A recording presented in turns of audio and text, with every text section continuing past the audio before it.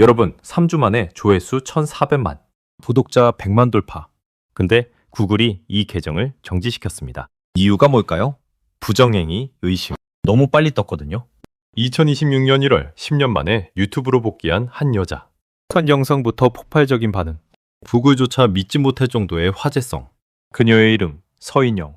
2017년 갑질 논란으로 연예계에서 사라졌던 그 서인영이 돌아왔습니다. 그런데 댓글 반응이 놀랍습니다. 서인영, 철들지 마. 회개하지 마. 그냥 그대로여라. 뭔가 이상하지 않나요? 보통 논란이 있던 연예인이 복귀하면 반성했나, 달라졌나, 이런 반응 아닌가요? 근데 사람들은 서인영에게 변하지 말라고 합니다. 왜일까요? 오늘은 2008년 요즘엔 내가 대세를 외치던 서인영부터 2017년 갑질 논란으로 사라진 서인영, 그리고 2026년 개과천선을 표방하며 돌아온 서인영까지 그녀의 모든 것을 파헤쳐보겠습니다. 특히 오늘은 한국 사회가 여성 연예인에게 요구하는 모순적인 기대, 도덕주의와 매력 사이의 딜레마에 대해 깊이 있게 다뤄볼 겁니다. 마지막까지 보시면 왜 서인영이 특별한 존재인지, 그리고 왜 우리 사회가 이제 그녀 같은 별종을 받아들일 준비가 됐는지 이해하실 겁니다. 2001년 서인영은 걸그룹 주얼리의 2기 멤버로 데뷔합니다. 하지만 그녀를 진짜 스타로 만든 건 2008년이었어요.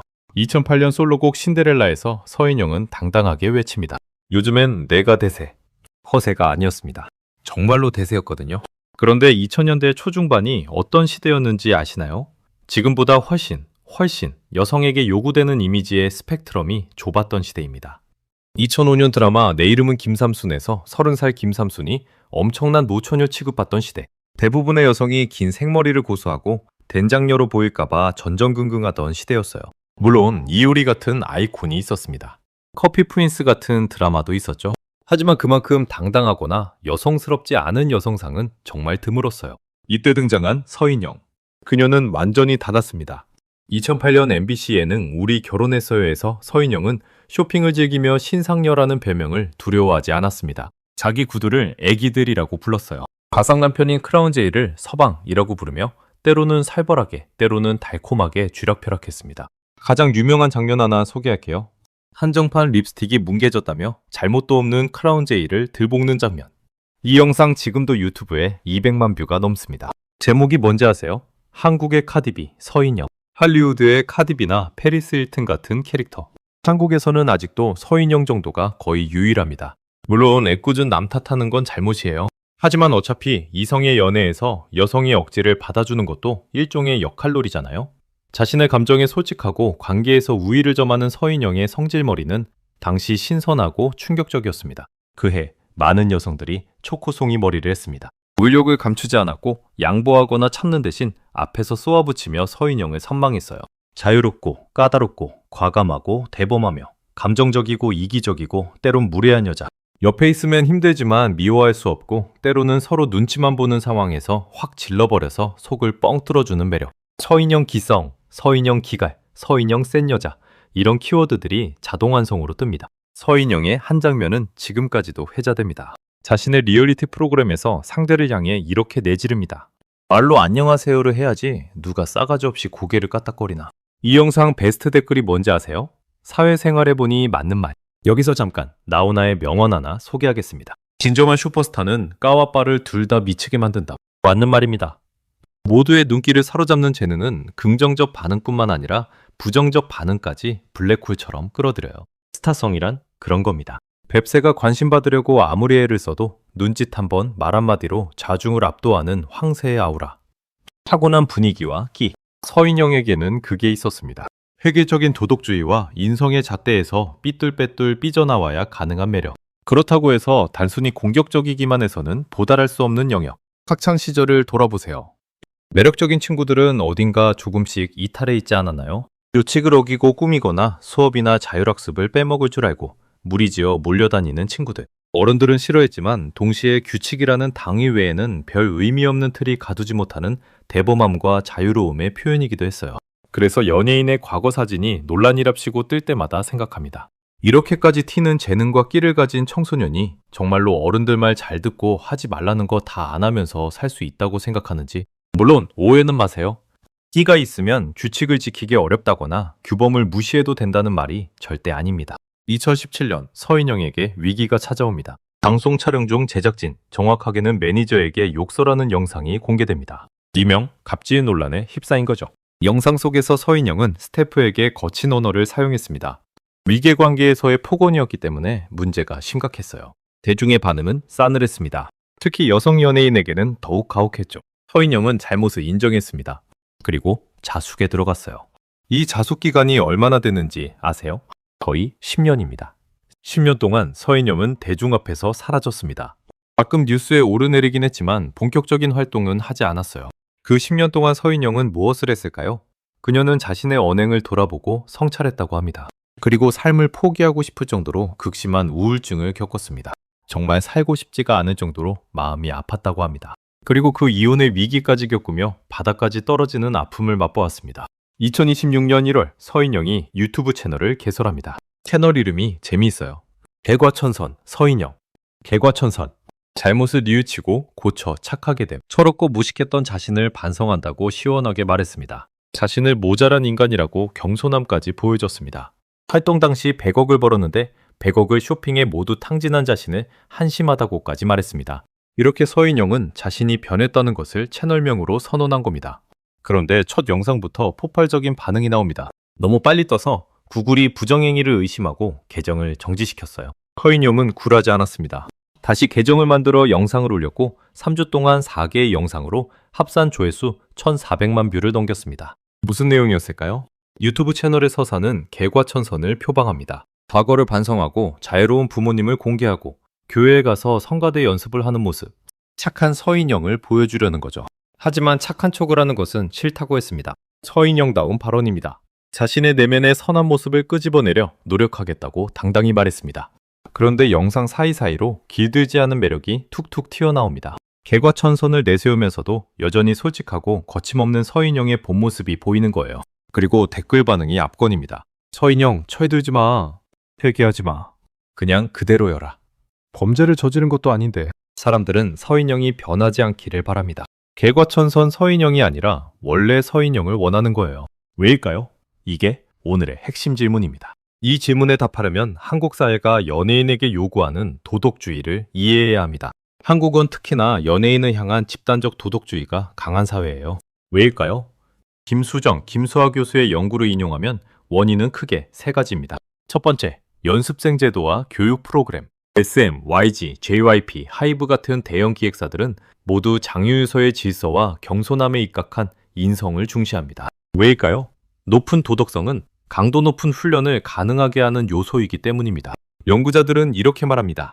즉, 인성교육을 강조하는 것은 하자 없이 오래갈 수 있는 상품을 만들려는 기업의 의지와 합리성과 관련된 것이다. 상품. 연예인을 상품으로 만들기 위해 인성이 필요한 거예요. 두 번째, 근면성실의 윤리. 군무와 관계성을 특성으로 삼는 K-팝에서는 반복학습과 협동이 중요합니다. 그래서 근면성실과 집단성의 정서를 강조해요. 이것은 1960년대에서 70년대 저개발 국가였던 한국 사회를 지탱한 헝그리 정신과 연결됩니다. 최근에는 K-팝 아이돌들이 연습생 시절부터 호화로운 숙소에 살거나 명품 앰버서더를 하면서 간절함이 없다는 한탄으로 나타나죠. 세 번째, 가부장적 가족 공동체. K-팝 산업에서 기획사가 어린 소속 연예인을 다루는 방식은 가부장적 보호윤리가 작동하는 가족 공동체와 같습니다.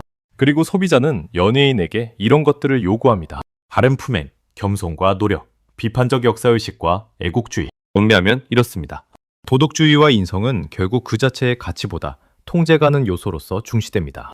고분고분하고 성실하며 겸손한 품행은 통제와 예측이 가능하기에 조음에 배치되고 금기에 도전하고 장유유서를 따르지 않는 성질은 곧장 위험 요소이자 나쁨으로 치환되는 거죠.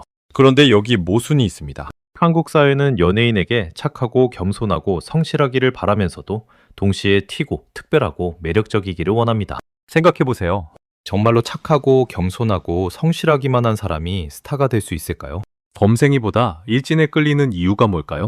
자유를 중요한 가치로 삼는 힙합이 태생부터 사회 규범과 불화할 수밖에 없는 이유가 뭘까요? 독립운동을 하던 사람들이 관공서에 불을 지르고 경찰을 두들겨 패는 모습만 보면 불량배 같지 않나요? 하지만 우리는 그들을 영웅이라고 부릅니다. 어떤 기질이나 정체성은 충돌과 폭력성으로 그 진가를 드러냅니다. 반대로 규범에 순응하는 성실함과 온건함이 어떤 악을 실천하는지도 역사적으로 증명되었어요.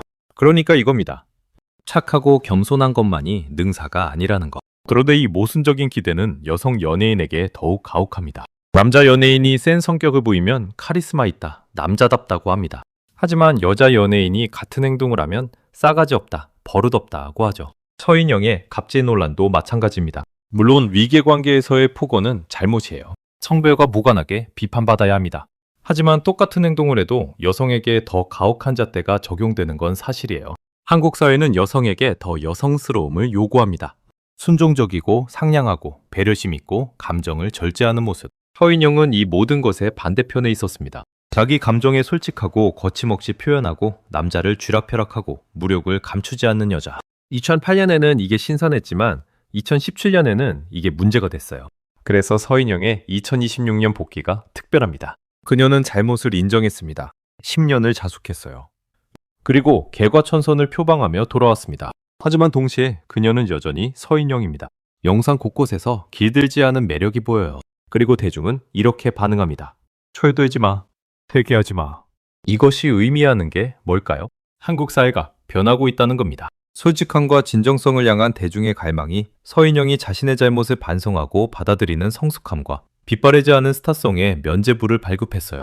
어쩌면 최초로 세상에 정맞는 성격이 여성 연예인에게 더욱 가혹한 도덕주의의 벽을 뚫는 광경을 보는 것 같습니다. 서인영의 복귀 콘텐츠가 사랑받는 이유는 명확합니다. 솔직하고 거침없는 매력을 내세우는 동시에 그런 자신의 언행이 타인에게 상처를 주거나 무례했음을 인정하기 때문입니다. 이게 중요해요. 서인영은 자신의 본 모습을 숨기지 않으면서도 과거의 잘못은 인정합니다. 저는 여전히 솔직하고 감정적인 사람입니다. 하지만 타인을 함부로 대했던 건 잘못이었어요. 이 균형이 사람들을 움직인 겁니다. 끼가 있으면 규칙을 어겨도 된다는 게 아닙니다. 최근 한 신인 남자 아이돌이 폭언으로 활동을 중단한 사례처럼 특히 위계상의 문제는 엄밀하게 다루어야 해요. 다시 도덕주의 이야기로 돌아가 볼까요? 성실함과 겸손함. 좋은 가치죠. 하지만 그 뒤에는 통제의 그림자가 있습니다. 고분고분하고 성실하며 겸손한 품에는 통제와 예측이 가능하기에 조음에 배치됩니다. 기획사 입장에서 생각해보세요. 연습생이 말 잘 듣고 성실하면 훈련시키기 쉽겠죠? 문제 일으킬 가능성도 적고요. 하지만 그게 정말 그 사람의 본 모습일까요? 아니면 통제된 모습일까요? 우리는 연예인에게 진정성을 원한다고 말합니다. 하지만 동시에 통제된 모습을 요구해요. 이 모순 속에서 연예인들은 분열됩니다. 오늘도 별 하나의 인성 논란, 별 하나의 사과문, 별 하나의 미담이 뜨고 집니다.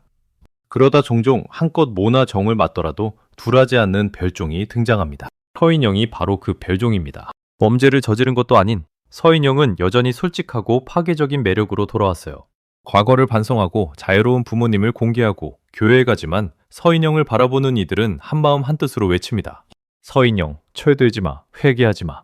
이제 한국도 도덕주의와 인성의 이분법을 넘어서야 할 때가 됐습니다. 오만하고 감정적이고 표현이 거친 꾸러기도 받아들이고 사랑하는 경험을 할 때가 된 거죠. 그녀를 싫어하는 사람도 많아요. 하지만 그녀를 사랑하는 사람도 많습니다. 그리고 그 양극단의 반응이 바로 스타성의 증거예요. 타고난 분위기와 끼. 서인영의 2026년 복귀는 단순히 한 연예인의 컴백이 아닙니다. 이것은 한국 사회가 여성에게, 특히 여성 연예인에게 요구하는 기준이 변하고 있다는 신호예요. 더 이상 착하고 겸손하고 순종적인 모습만을 원하지 않습니다. 진정성과 솔직함, 그리고 개성을 원해요. 물론 책임감도 중요합니다. 서인영이 과거의 잘못을 인정하고 성찰한 것처럼요. 하지만 그렇다고 해서 본 모습까지 숨길 필요는 없다는 거죠. 서인영에게서 우리가 배울 수 있는 건 뭘까요? 첫째, 진정성. 자신의 모습을 숨기지 않는 용기. 둘째, 책임감. 잘못은 인정하고 성찰하는 성숙함. 셋째, 회복력. 10년의 자숙 후에도 다시 일어서는 강인함. 넷째, 자기다움. 원활하는 압박 속에서도 본 모습을 지키는 것. 여러분, 오늘 서인영의 이야기 어떠셨나요? 2008년 요즘엔 내가 대세를 외치던 서인영부터 2017년 갑질 논란으로 사라진 서인영, 그리고 2026년 개과천선을 표방하며 돌아온 서인영까지. 그녀의 여정은 단순히 한 연예인의 흥망성쇠가 아닙니다. 이것은 한국 사회가 여성에게, 연예인에게, 그리고 우리 모두에게 요구하는 기준에 대한 이야기예요. 착하면서도 특별해라. 겸손하면서도 매력적이어라.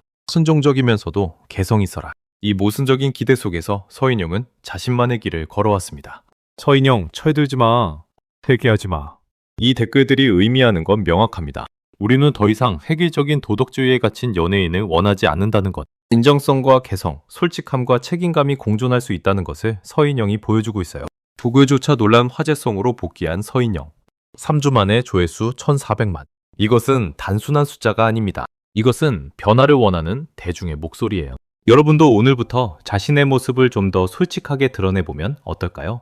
물론 타인을 존중하는 선에서요. 오늘 영상 재미있으셨다면 구독과 좋아요, 알림 설정 꼭 부탁드립니다.